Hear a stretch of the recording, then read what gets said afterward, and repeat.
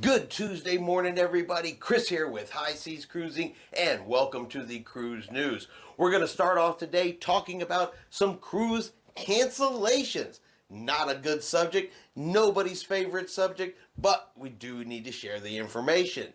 Now, Royal Caribbean, they have announced some more cancellations for their private island there in Haiti, Labadee. Now, there's been some ongoing conflict. They had escaped prisoners. They've had gangs and other violent issues going on there in Haiti. So Royal Caribbean has been week by week canceling port stops in Haiti. Well, now they have announced that they are canceling them all the way through the month of May. Now, this is going to affect sailings on Allure of the Seas, Symphony of the Seas, Wonder of the Seas, and Adventure of the Seas. Now, depending on your sailing, you could receive an alternate cruise port, or you may receive an extra sea day. It's going to all depend on the ship, and it's going to depend on the itinerary. So if you're booked on one of those cruises in May, on one of those 4 ships, check your itinerary, check your email to see what change Royal Caribbean has made specifically for your sailing. Next up, we have Princess Cruise Lines and their brand new cruise ship, the Star Princess, was originally scheduled to do her inaugural sailing on July 29th, 2025. Well, that has been pushed back by several months, and Princess Cruise Lines, they have canceled the first 9 sailings for the Star Princess. And the new inaugural sailing will be October the 15th of 2025. And the reason is the ship is simply not going to be ready on time. They need more time. Additional work needs to be done in order to deliver the ship ready to go and ready to take passengers on board. And we've seen this a lot with cruise ships lately. They plan to have them done at a certain time. They set the inaugural sailing date. The ships aren't ready. They have to push them back. They have to change the inauguration date. Constantly additional work needs to be done. And I've said it before, I think the cruise lines probably ought to give a little more time, a little extra padding in there, so they're not having to cancel these initial sailings. You know, people book the inaugural sailing. They want to be the first one to sail on that cruise ship. They plan for it, they book it, they get ready to go, and then the cruise line is canceling those sailings and shuffling everybody around. We just most recently saw this with Princess Cruise Lines with the Sun Princess.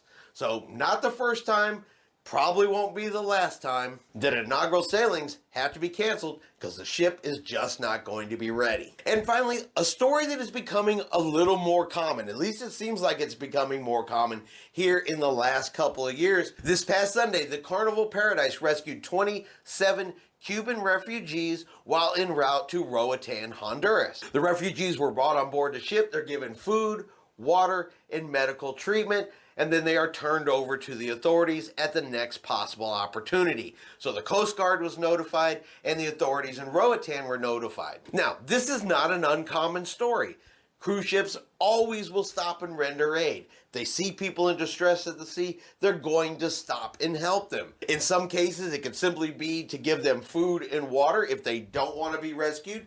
If they do, they are brought on board the cruise ship and they're taken care of. Like I said, food, water, and medical treatment. Not an uncommon story. What does strike me about these particular types of stories isn't the fact that cruise ships stop and help people. It's not that they stop and do the humanitarian thing and save lives. It is the nasty, vile comments that come from cruise passengers when cruise ships stop and do this. Now, don't get me wrong. There's a lot of people that are like, great job on Carnival, great job to whatever cruise line is doing the rescue. They completely know and understand that, look, these people are in distress. They need help. If they don't, they're going to probably die out there in the ocean.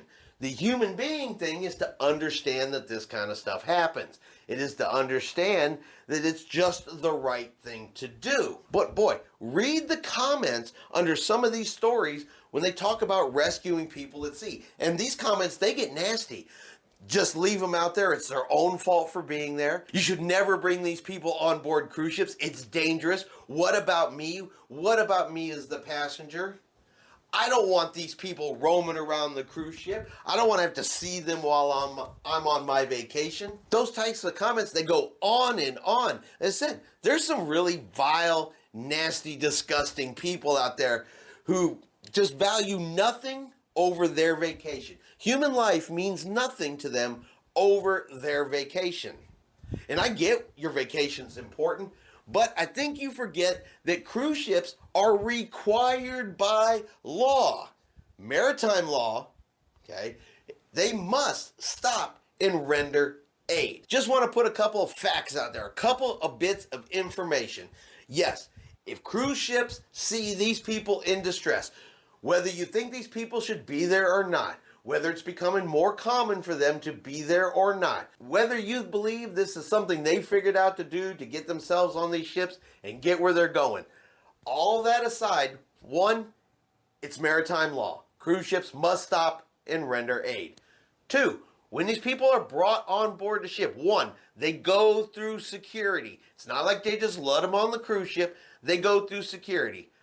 They are kept below decks down in a crew-only area. They get to go to the medical, and they are held in a confined space with security. They will never be roaming the ship. They will never be interacting with passengers. Security checks them. They're looking for weapons. They're looking for anything that could be dangerous to crew members, passengers, the ship itself.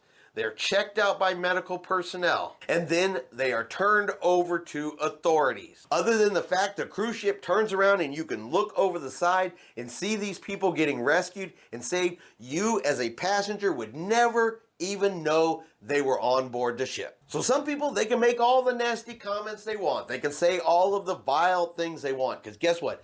None of it is going to change until maritime law changes. And if you're going on a cruise and you don't think that you should stop to save a human life during your voyage, then perhaps cruising is just not for you. And that's going to be our cruise news for today. Hope everyone out there is having a really great day. And like always, we'll see you out on the high seas.